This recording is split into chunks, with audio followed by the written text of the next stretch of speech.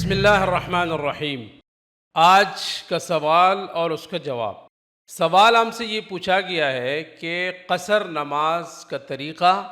اور قصر نماز کب ضروری اور لازم ہوتا ہے۔ الجواب،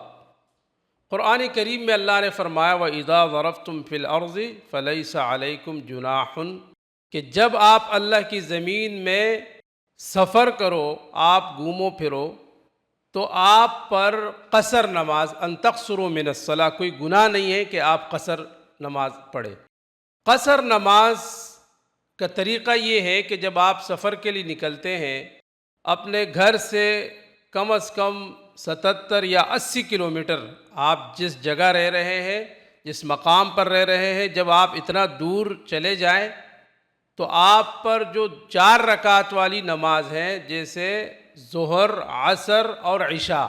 یہ 2 رکعت آپ پر لازم ہو جاتی ہے، یعنی آپ 2 رکعت پڑھیں گے، اسے قصر کہتے ہیں۔ اور جو فجر اور مغرب کی نماز ہے وہ اسی طرح آپ نے پڑھنی ہے جس طرح آپ حضر میں پڑھتے ہیں،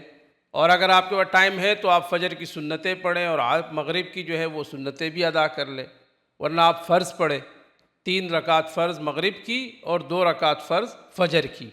باقی آپ قصر نماز کے لیے یہ ہے کہ اپنے گھر سے جب آپ 70-80 کلومیٹر دور جائیں